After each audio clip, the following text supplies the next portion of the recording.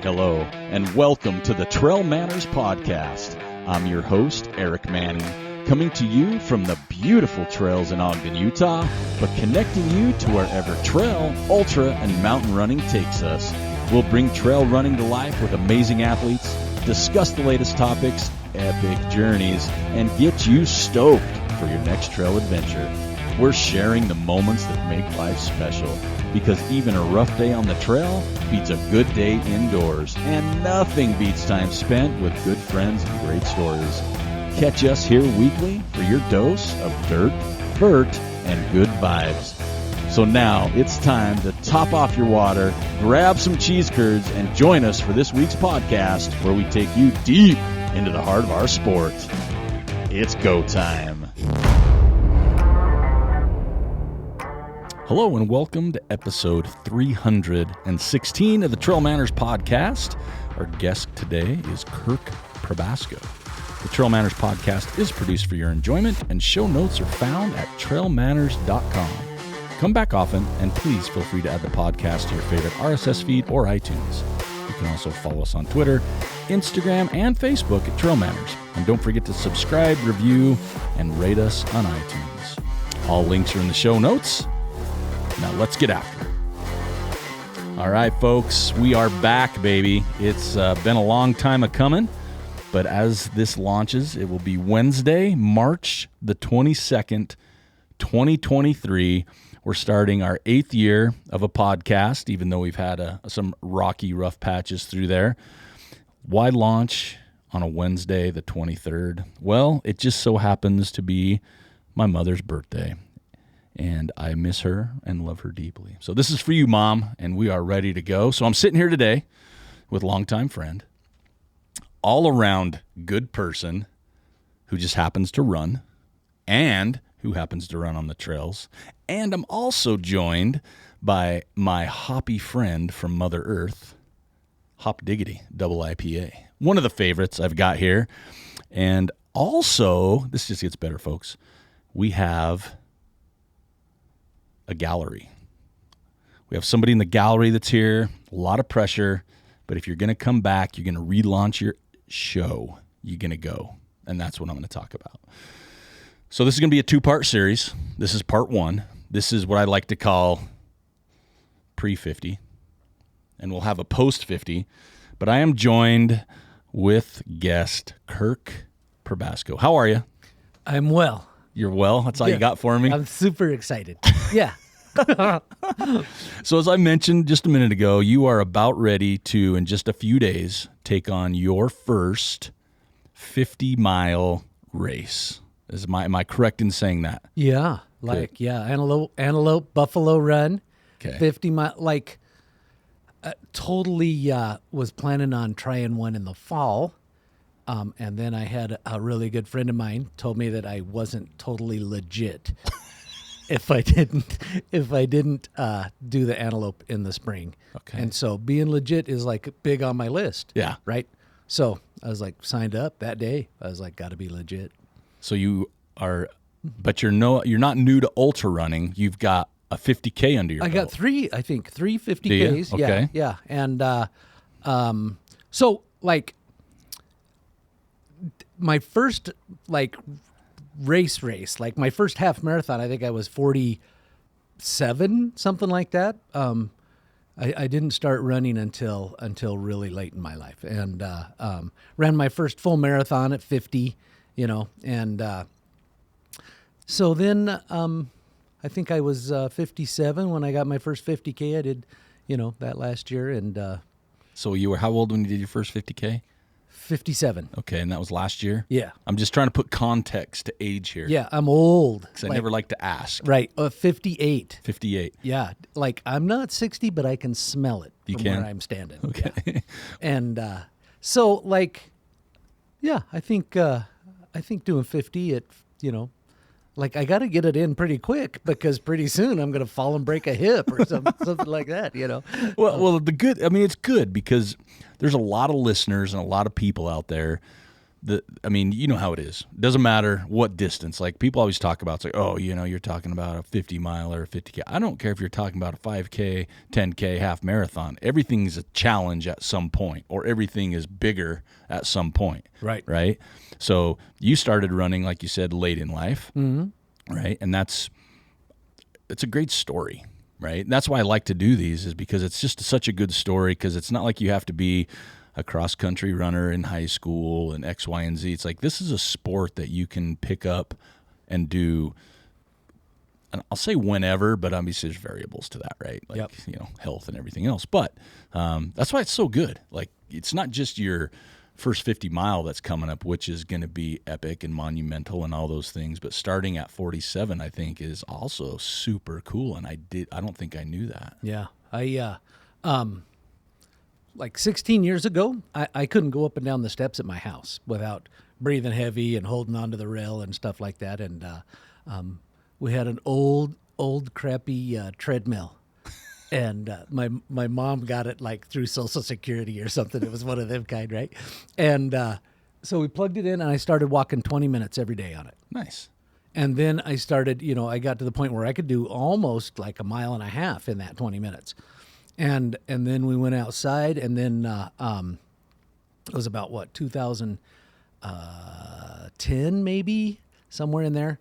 The Huntsville 4th of July had a 5K, and I was like, if I could run a 5 kilometers straight, like that's over 3 friggin' miles, right? And so I signed up for it, and I finished in 37 minutes or something, and was so proud. Like I remember crossing the finish line and just thinking, I can do anything in the entire world right at this point. And then, once you've felt that, you're hurt, you're chasing it. Yeah, you're ruined. Right. So I mean, look at that though. This is exactly what I was talking about. That 5K, okay, before you did it, at some point, did that just seem like a massive task? Yeah, like your first day running, right? And you run from here to the stoplight, and you're just like, like, how do people run for fun? That's the stupidest thing in the world, right? But as you just like take off little chunks and you just keep doing it, and it's and trying to stay joyful through it, right? is the trick,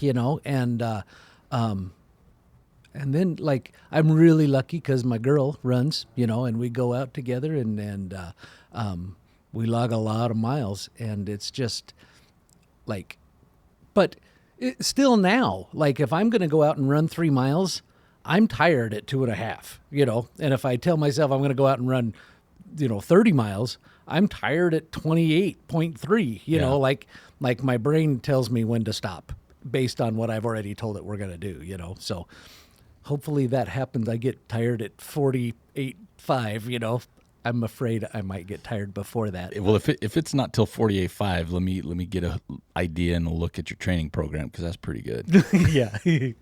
Yeah. But like my body, I've never taken my body over 32 miles in one setting by myself, under my own power. So this will be 32 is the longest you've gone in this. At the Nut last year, I did 32 miles. Yeah. Okay. Northern Utah Trail Fest. Northern Utah Loop. Trail Fest. You did this, what hour did you? I did the 9 hour. 9 hours, so 3.5 mile loop, right? Yep. On a trail. Yep. For 9 hours. So that's good. There's probably, elevation-wise, very similar, though, at the end of the day. Right. There's not a ton of elevation at the Buffalo Run. And there's definitely, it's a very runnable, I say that with air quotes, 50 miler. Yeah.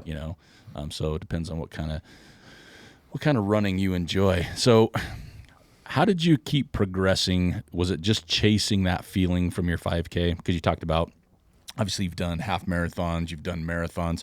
So every time you do those, what makes you decide to go to the next distance, right? So a 5K, maybe you did some between, it's a half.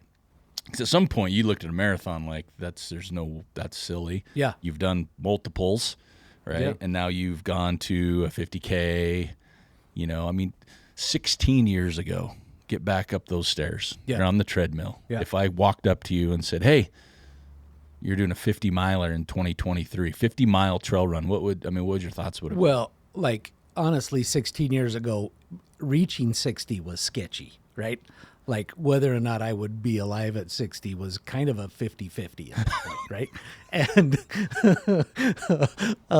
so like just the idea that I could be alive and be as, like fit as I am, right? I'm still able to do a lot of stuff that guys at my age really can't, mostly, and I'm so grateful for that. And you're happy. Like you're a happy guy. Like unbelievably happy most of the time. I would go as far as saying jovial. Yeah, like people always are like, "Why are you like this?" I think it's kind of annoying, really, the amount of happy I am most of the time. So I wonder how many people listening are nodding their heads right now that know you. Most of them, I think. Right? And he does know. Yeah. And I even try to ratchet it down sometimes, like I went into work today and there was a lot of tension and, like I do printing for the Trails Foundation of Northern Utah, among others, but it's a high stress, like I'm 100% commission salesman. And so but I think that stress level in my professional life, nothing is better than coming home wound up like a $2 watch and just banging out 6 miles on the trail as hard as you can and just giving it all to the trail, man. I mean, that's part of the joy of the sport, I think. So give me, when did you, so you started on a treadmill, went to the road stuff. Do you remember when you started jumping on the trails? Because you live by trails. Yep. Do you remember when you started jumping to the trail side? Yeah, we moved into, we lived out in Clearfield, Davis County. And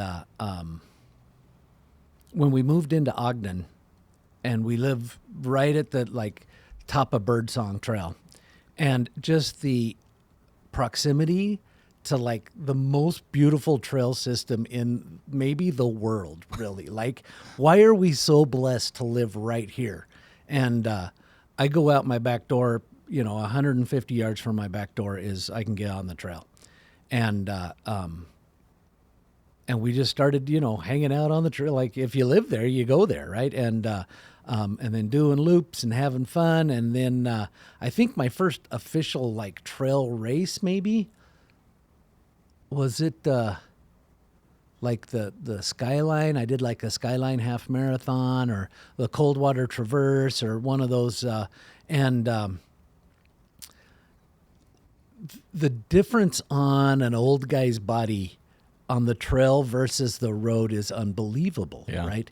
And psychologically, it's so different, where on the road, I'm on mile 4 and I know I got to be at 34 minutes right now, or I'm never going to get where I need to be. And I'm boom, boom, and that pounding on the thing and I can't slow down very hard through the water stations because I got to make up that extra 2 seconds that I lost, the stress of running on the road. And that's all self-imposed, obviously. There's people out there just joyful as hell, but I can't do that, right? Yeah. But on the my first trail run, and people are stopping and taking pictures of each other, right? And they're hanging out at the water stations and playing friggin' cornhole and stuff. And I'm like, who are these? How does this happen, right? And hugging each other and just it was so different culture. And I was like, well, these are my people, I need to, this is where I need to be hanging out. And then you finish a 50K feeling so much better than you do finishing a road marathon. And I was like, I ran 6 more miles and I feel half as bad, right? Is the math right on that? But anyway, yeah, that's the thing about trail running. It's just, and then you get to go, well, I did a Ragnar trail one time, and I had one of the early mornings, started out at 4, and it was the big climb. It was a big loop, and I got up I think we were about 11,000 feet. It was over at Snowmass, Colorado. And just as the sun was coming up, and the birds just woke up right as I got there, and I have this thing with woodpeckers. Woodpeckers are like my spirit animal. They guide me in the forest a lot, you know. And I had this encounter with this woodpecker right at the top of the mountain, and the sun's coming up, and me and Jesus was having this talk, and like I was like, this is what I want to do until I can't do it anymore. That's awesome. And I get down back to camp, you know, hand off the little thing, and I got tear stains all over my face, and had to hug everybody. I went around and hugged strangers and stuff, you know, and they're like, I don't know about that little guy with the beard, but he's creepy as hell. I don't know what he was doing under the hills. Yeah. And, but that's just like that spiritual aspect of it a little bit, right? Is like a real life thing, you know, and I don't have like profound spiritual experiences banging out, you know, 10K hard on the road. Like, and that doesn't mean there aren't out there. There's people who do for sure, you know. Just connect. Right. But me and the trees and the smell of the leaves in the fall and the watching for that root that's wanting to grab you, and, you know, doing all those calculations in your head as you're running, and you know, like, oh, I'm going to step to the left of that rock and the right of this one. And you do what, 12 million of those calculations during the you know, that's so cool that we get a chance to do that. Well, and the beauty from my perspective and my role here with the podcast is, as you're talking through those things, the listeners don't get the opportunity, unfortunately, to see the emotion. But as you were going through that, you could see you were feeling it. Like you had, your eyes were sweating almost, you know, a little bit. Like is what I mean. Cry on your ass. Don't tease me. Like no, but this is again one. Yeah. This is one of the reasons why we do things, whatever that looks like, right? And this is why I really wanted to bring the podcast. That was a perfect example. There is, you get to talk to people and get to know stories and get to know people. And by you talking that way, explaining your story, it kind of lift me up, like watching you. Like I get to watch you, but seeing that, and hopefully the listeners can hear that. The time we live in is interesting. And so stories like this is what I need. And so I bring the podcast back so much just personal, like for myself, because we just need those feelings and the positivity. It's awesome. So you talked about starting on the first ever treadmill, the prototype that was invented. What you talked about, you know, getting up the stairs, but why did you start running? Like, why did you jump on a treadmill? I mean, you talk about 50-50, but everybody gets into running for different reasons, right? I hated running. I got into running because, I don't know, it was kind of like I quit playing soccer, what to do. I hated running before that, but everybody has a reason. What got you into running at 47 years old, right? What got you into that? Well, I got married very young. Okay. To the love of my life. And so I was 17 years old, got married. And best decision I ever made was getting my girlfriend pregnant in high school. Well, yeah. Okay. Yeah. Like 41 years later, I'm just head over heels still with her. But joined the Navy because I didn't have a job and I had a pregnant girlfriend, and started drinking pretty hard at that point. Flash forward 30 years, and you know, I'm drinking to a blackout, haven't drawn up very sober breaths. You know what I mean? Like, life was very unmanageable, and I was really in trouble physically, spiritually, mentally, all of those things. And by God's good grace, I found a solution to that problem. And as I started getting better mentally, and I started getting better spiritually, I had a great desire to become better physically, right? And you know, and I like riding my bike and, you know, doing stuff, but nothing really, just the rhythm and the feeling my feet on the ground and the simplicity of just going out and running really fit well with what I wanted to do. And there's a certain amount of prayer involved in running, right? You know, like like the monks get up early and they hold that vigil until morning, and runners get up early and they go hit that trail, right? And it changes the way they process their day. And I really dig that whole spiritual aspect of running. And so, like being a little vulnerable on that stuff, but that's a big part of it was, being in recovery, from addictions, is a big motivator for people to get out and get healthy and just because the truth is, like, we get a second chance at life, right? And the guy I was 16 years ago is considerably different than the guy I am now. And I wanted it all, right? I want to be healthy. I want to just like run in the mountains with my girl. I want my grandbabies to never see Papa tipped over in the front room floor, I want my children that my kids are the most amazing, beautiful women in the world, right? And they're so smart and so talented. But they'd kind of given up on mom and dad, right? And they moved out early because our house was chaos. And now I have to throw them out, right? They come to visit. I'm like, go home. Ain't leaving yet. Yeah. And I'm going running. yeah. But they get it, and so that's a big part of it, right? Is that just, we're this, like, I believe, this is just me, but I believe I'm a triune being, right? I have an intelligence, I have a spirit, and I have a physical body. And if all of three of them aren't banging together, then I don't feel right, And the good thing about running is like mentally, I can work through problems while I'm out there. Spiritually, I get to breathe and I get to smell and I get to hear. And, like when I'm on the road, I have headphones in and I'm listening to the worst music that's ever been made.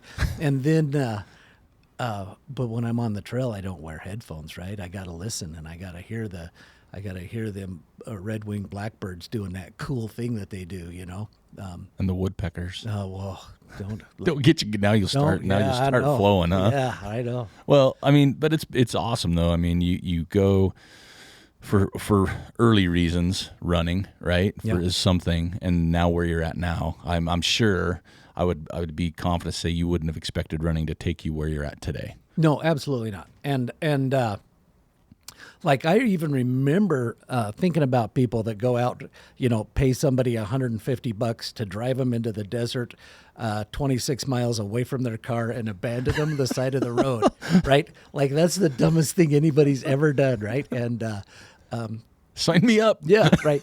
So before the St. George Marathon last year, I'm standing out in the middle of the desert in the dark, and my truck is a long ways away, and I'm like, yep. This is what I do for fun, and I took days off of work to come do this, So why now though? Like with the whole, like, it seems like you've always like run since then, but slowly I see you elevating, whether it's a 50K, 50 mile. I mean, why now though? Right. There's a little bit of like, being close to 60 and how long are my knees going to hang in there, and how long can I keep doing it? But then there's also a part of like, I've already done that, right? Like, and I know that's like ego and all that stuff, right? But ego is a huge part of it. I love being down at work and tell, can't come this Friday because I'm doing a 50 miler. And they're like, what the heck? Like for sure I get off on that, but also the idea that we're just, I've already done a 50K, let's see. And there's like most people don't get a chance to be really exhausted, right? And they don't get a chance to know my body can actually do that, right? And you talk to people like, well, I walked all through Winco the other day and had to sit down, and I get a chance to really know what my body can do, pretty good. And I know what I'm feeling, and I can tell when I'm, my blood sugar's crashing or whatever, because I'm out there challenging my body to do stuff, you know, and like I don't want it to sound like I'm a very competitive runner, right? Because most people, you know, they get done running, they go home, shower, have a nice meal, come back and watch me finish. And I'm 100% okay with that, you know. But I still, you know, I get to feel what it feels like to be really, really hurt and tired and exhausted. Well, I think there's something, and there's a lot of people listening too. I think there's something to being said to know what you're capable of, right? We talk about that a lot as, you know, the marathon was a certain distance because that's when the guy died, right? Yeah. And so, okay, that's as far as a human can go, so we'll stop there, or, you know, whatever the stories are. But I think, you know, as I've been around, you know, the 100-mile distance was, you know, it was a lot smaller tribe would try it. Right. And it's definitely progressed. There's so many of them now. You're looking at 200-mile races, 250-mile races, 300-mile races, you know, whatever those look like. But there is something when you're alone after you've done something like this and that feeling you have, right? I mean, the biggest joke is, you know, you run a race and you hate it the whole time or right when it's over and you'll never do it again. And, you know, that night or the next day you're on Ultra Sign Up or a website trying to find the next one, right? I mean, it's a funny joke, but there's so much truth to it because I think, you know, everybody's different and everybody has different motivators. But at the end of the day, if you're doing a certain distance, and again, I've never wanted to talk down because I've never run a road marathon, and that's been on purpose, right? Because I think that would hurt me too bad. But it doesn't matter your distance. I think the hardest thing is just trying, right? Like it really is. Like I tell people all the time, this was told to me and I, you know, be telling to you is you've done everything. You've done the work. Nothing's going to change from here until race day. So race day truly is the celebration of all the work you put in, the early mornings, the late days, the, you know, the cramping, the being sick, the tired, the missing out on family stuff or work. It's like the celebration. So if that's the point, it's like at that point, just relax and let go. Right, because you truly, it's a crapshoot. You could have a good day, you could have a bad day, but at the end of the day, hopefully you have a day, right? Whatever that looks like. So, what's some advice you've been given? Because I know you, like you said, you talk to people, and of course, you know, we've had conversations, and I know you've had conversations with other people. Like, what's some of the advice you've been given to do your first 50-miler? You know, like most of it's just been calm down. You're going to be fine. You know, Is that because you're racing or just like an everyday thing? Yeah. Calm down. Dude, I'm working. Get away from my desk. I hear that so many times. Our production manager actually told me that the plant is considerably more productive when I'm not there. But you know, like I will go into fear pretty quickly, right? But like people that I've run with and I've done stuff with, they're like, dude, just watching you run, I know you can do 50 if you just stay calm and just do it, right? And one of the other big things was like, don't think about this like a road marathon or something where you're watching the clock. You know, I know like there's a hard cutoff at one thing, but it seems pretty attainable to get to, you know, and my girl told me, she's like, just go out there and celebrate today, right? Like you were just talking about, you know, and I remember the feeling like my first road marathon. I did the Huntsville, you know, and we started all the way up at the top of Monte, and it was like, you know, what are you, 8,500 feet up there, and it was 22 degrees, and we're sitting the side of the road freezing to death. And came all the way down, and I turned that last corner and saw the finish line, and I was like, I actually ran a friggin' marathon, right? I'm a marathoner. Like nobody can ever call me anything besides a marathoner because I've done it, right? And I finished, and you're dumping endorphins into your system, right? And you're exhausted, and I'm leaving booger marks on everybody. I'm hugging and I'm crying, and the mayor's wife up there, she's like, "Dude, you got to let go. You're freaking me out." And I'm just crying and hugging, and but that that's the feeling we're chasing, right? Yeah. That idea of like, holy crap, I really did this, and I didn't think it was possible for me to be this guy, And well, it's the beauty of it is you never know. Like that's what I always say to finish line. I always tell people if you're ever down, you lost your mojo or whatever, go volunteer to race or go to a finish line. Because what I love is when just watching people come across, because every person has a story, but you don't know what it is, right? And sometimes you'll see somebody that looks fast and uber fit and got all the everything, and you're like, man, but you don't know what that story is, right? Right. Or from the opposite end of the spectrum. And I think that's, to me, one of the beauties of that, especially, near the end of those races, right? Because we talk about a lot the ultra athlete and the fast ones, but man, when you watch that last quarter, last 15% come across, if you're not moved, there's something wrong with you, right? Yeah. Because that's the stories. That's the ones that you just, I've never looked at it from that perspective saying, oh, they're last or anything else. Those are the ones I like sometimes just celebrate the most, right? Absolutely. Because they've really gone through it, right? Not that the fast person doesn't. I mean, we talk about on the podcast many times is Carl Meltzer, one of the winningest 100-mile badasses in the land. He doesn't understand how people finish a 100-miler in over 30 hours. He's under 20 at a lot of these, and he's like, I don't think I could do that. Like, I couldn't be out there that long. Right. Like, and it's known, and a lot of them will go and shower and come back, but he sits a lot of times, puts his chair out, watches everybody come across, because it's this different feeling as to see him come through. So what are you expecting? What's in your head? You have something. I'm not saying a time but what are you expecting out on the course?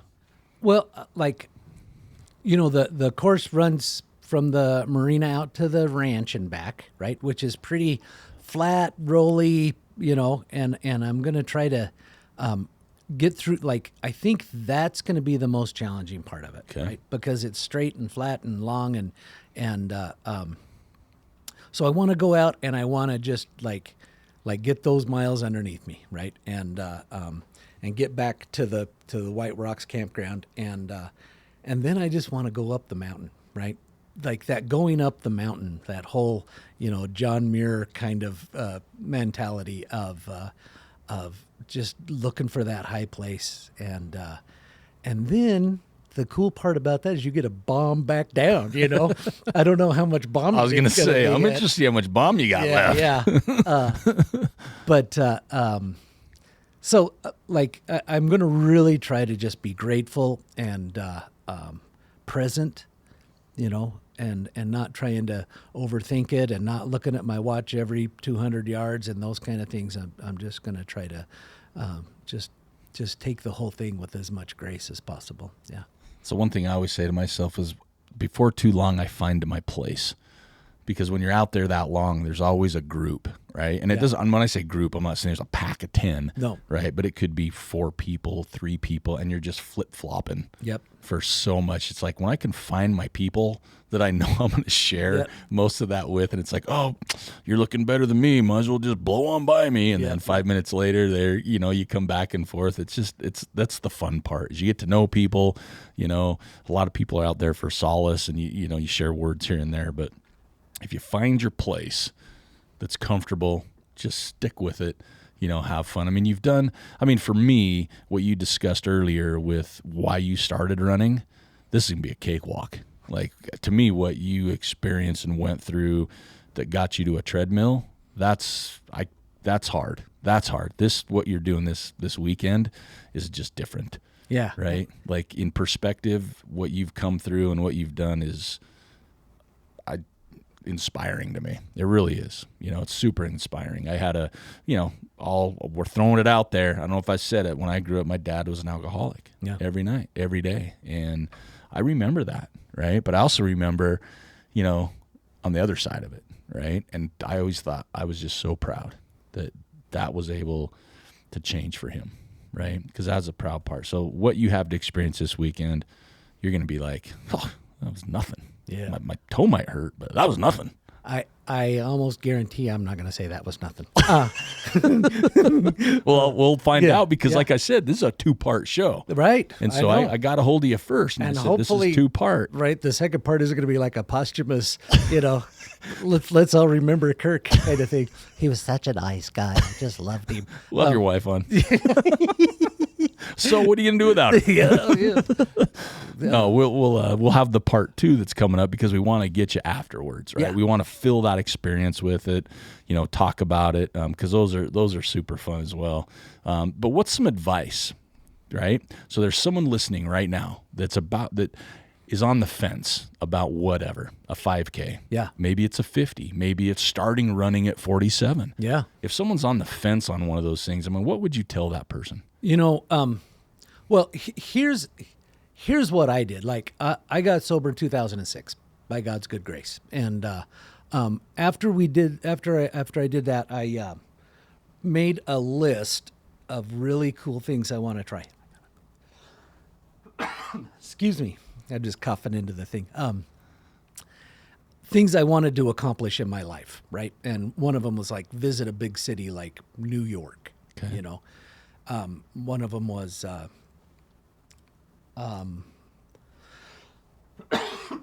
sorry, I'm choking. One of them was cough on my first podcast. Yeah, your first podcast. Did you shut me off? No, I'm letting everybody hear this. Oh man, I'm choked. Oh, thank you. Because it's true though, like people trying to do something, that's the hard part, right? Is like doing it. Right. Right? It's like making that decision. Like coming back out with a podcast is a great example. I've been sitting on this for months, and finally came to the point it's like do it or don't, but quit thinking about it, right? Right. But like for this, like what you're talking about. So I made this list, and since I made that list, we've been to Rome and Paris and London and Prague and Vienna, right? Those big cities. Like New York. New York was the dumbest thing on the list, right? I put on that list, make it to the top of Ben Lomond Peak once, right? Yeah. And now we run up there and come back, and Take lunch. Yeah, and like we one of the things on my list was run a 5K, right? And so the idea, I think the biggest advice I have for life in general is don't limit the amount of really amazing shit that your life can bring. Yeah. Right?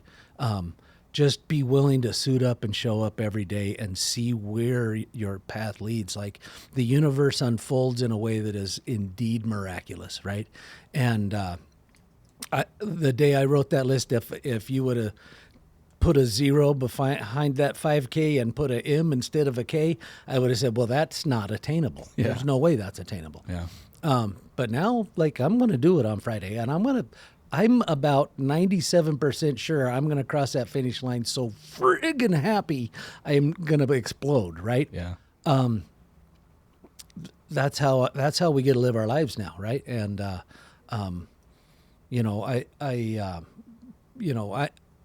year I got sober, I made what I paid in taxes last year, right?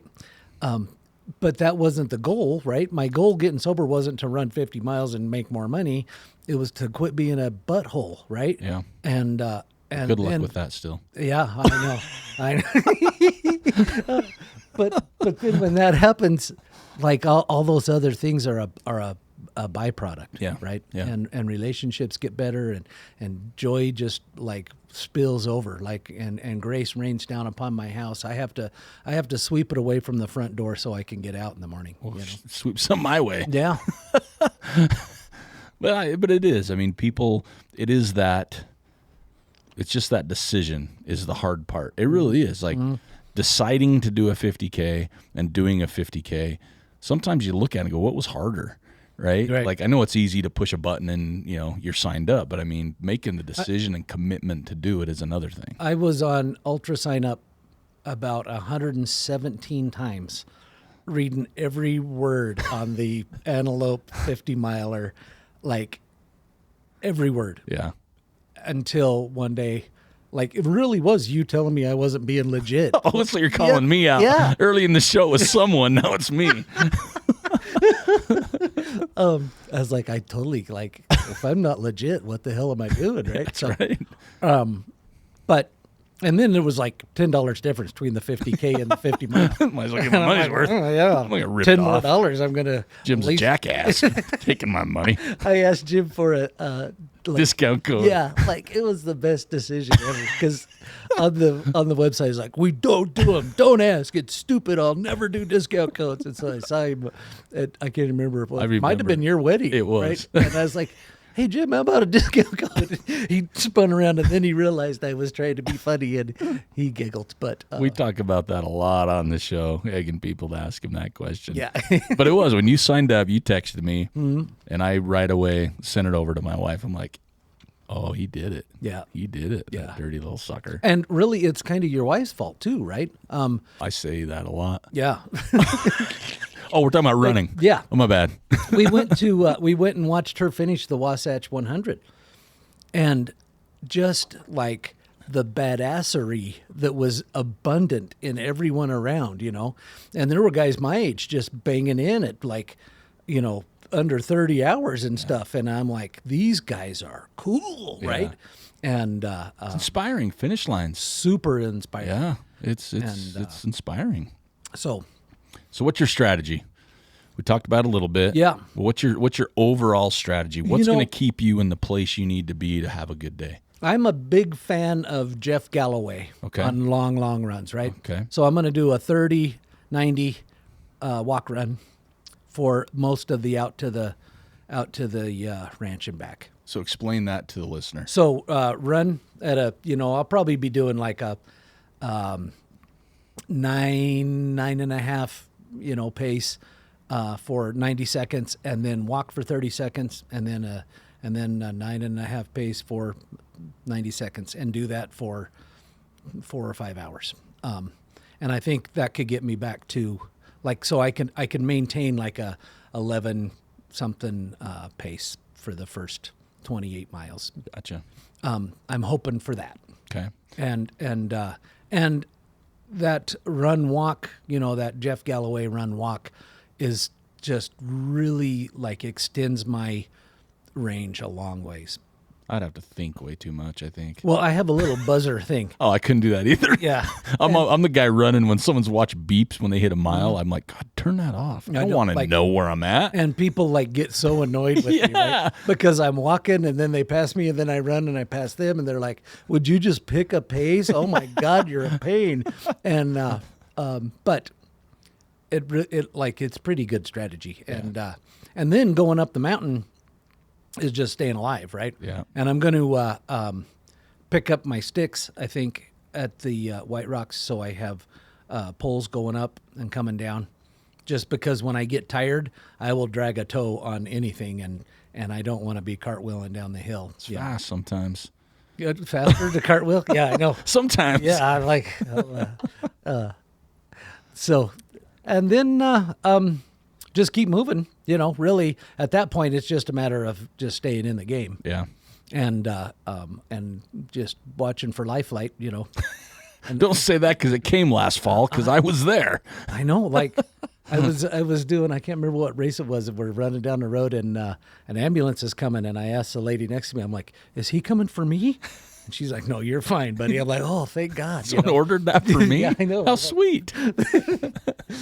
Well, I personally know you're going to do great. I mean, I'm careful when I'm egging people on or maybe encouraging people. Mm. Like, I never encourage somebody if I question it, right? Because I don't ever want people to do things they don't want to do or put them in a bad spot. But ever since we've been encouraging you, I'm going to say encouraging instead of other words, but encouraging you, we're confident that you're going to have a good day. And that's why we're doing the show, right? Yeah. Like, we haven't launched a show in 1 year. And This is the first welcome back Cotter type show, right? We're here, we're back, and then we'll have you on soon after you finish because I want all the feels. I want you to be hobbling. Yeah. I don't want you to recover and have time to think. Right. So we want to have you after the show to have part 2 so we can talk about what your experience was like. Because I really think that these types of things, I know there's people out there that are definitely considering things, and it's not just a 50-miler, but I want to be a source, and I want people to be a source of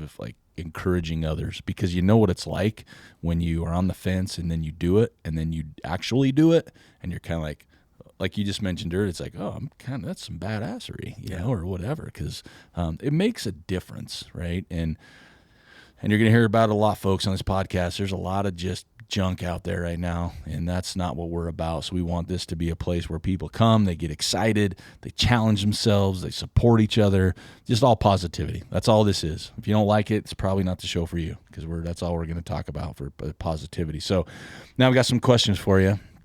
So hope you're ready. Are you ready? Yes. I haven't even been asking you questions. No, Your eyes lit up. I You know. were staring off into the gaze I know. a minute ago.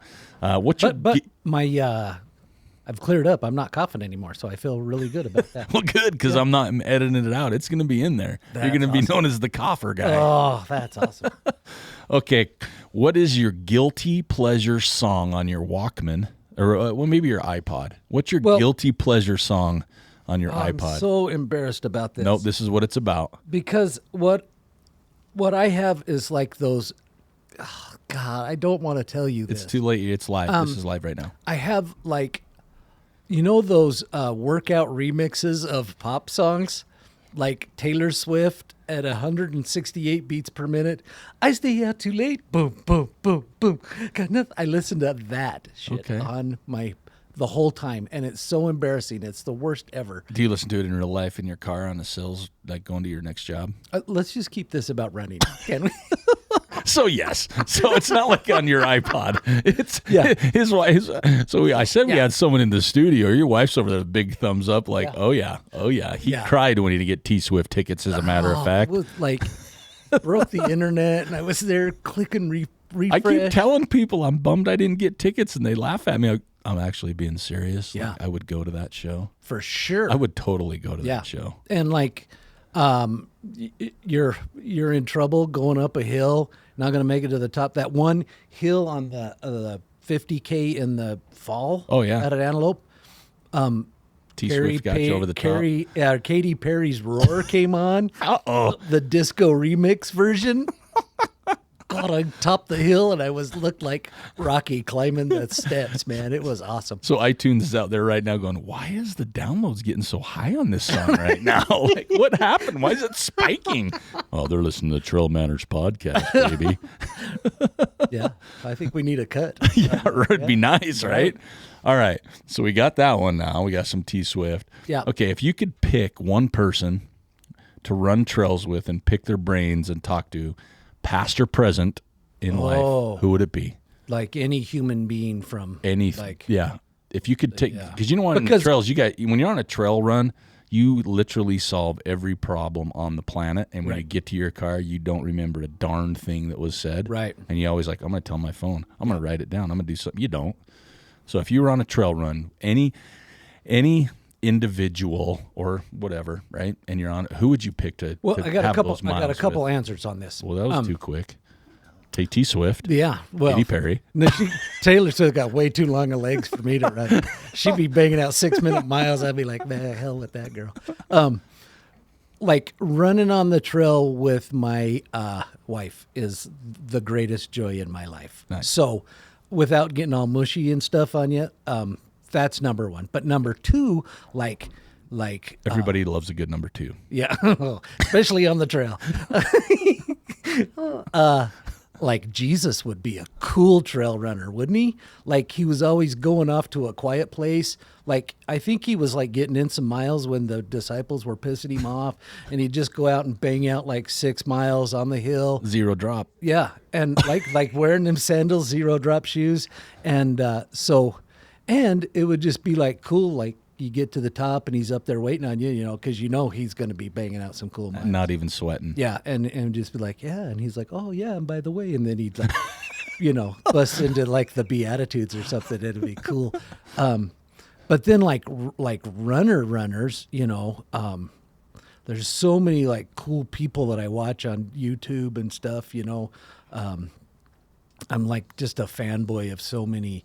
Like, and the UTMB guys, you watch them and they're like 113 miles and like what, 50,000. What runner do you fanboy on? You know, like Is there a certain what's runner? the guy Hayden Hawks? Oh yeah, he's Yeah. been on the show. Yeah, He's spoken into a I microphone. met him one time, and he's really, really cool. I like what's the lady in that wears like the basketball pants? Courtney. DeWalter. Yeah.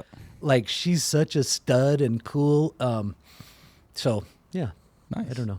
Yeah, I don't know. Yeah, What would your one thing, Tommy Rivers. Oh yeah. Yeah, like and he like his story and everything, Yeah. and just the way he talks and stuff. I would love to run with Tommy Rivers. So we'll make that happen. We'll Okay. make a phone call. Yeah, See what we cool. can pull off there.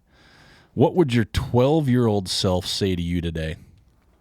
Dude, are you getting laid? Because that's the only thing you think about when you're 12, right? All right. Has my complexion cleared up? Oh. No, he'd be like, I think he'd be okay, you know? He'd be like, wow, cool beard, dude, you know? And We can do that. yeah, I didn't know if we'd had that going. I think 12 is such a scary, weird, More goofy than ever time. now. Yeah, More right? than ever. And the stakes are so high for these guys, but I think just knowing that we're able to get up every day and do our thing, right? Yeah. And I think 12-year-old be like, dude, you're still suiting up and showing up, and I'm proud of you, man. That's So, awesome. yeah. That's awesome. Well, I was going to ask you one more question, but I'm not after that one. That Is that where nails we're it. stopping? Oh yeah, because that's it. That's really good. Suiting up and showing up. I think that's what it's about, right? Yeah. And that's what you got to do this week, right? Yeah, And do it, and then do it all lace over them up again. and let's go. Yeah. You know, and I'm just like, I have an old buddy that tells me, he's like, I took the word proud out of my vocabulary and I used the word grateful. And he's like, I'm not proud of the stuff I'm doing. I'm grateful I'm still able to do it. That's and great. I really try to adapt that in my, stuff that I do. So I'm absolutely grateful. As like all of the history and stuff, the bad things I did to my body, that it's still here and I'm still doing stuff, I'm super, super grateful. Well, because you get to, right? Yeah. You don't have to. Yep. You get to. So, well, awesome. It's so good to have you on the podcast. I'm super excited to get you back after you're 50. And are you MCing out there? Maybe. Because I can't finish a race if I don't, like last Saturday. Yeah. I come around the corner and I heard your voice off in the distance. I was like, that's my buddy. I got to get there. I was there. Yeah. I might be. So I went out to the fall race to MC, Uh-huh. freezing cold in the fall, and his microphone and speaker didn't work. So I stood there and cheered for the whole day. Helped out when I could. Yeah. But yeah, I don't know. I might be. So it's a solid maybe. But Okay. but yeah, thanks for coming on the podcast. Thanks for the entertainment.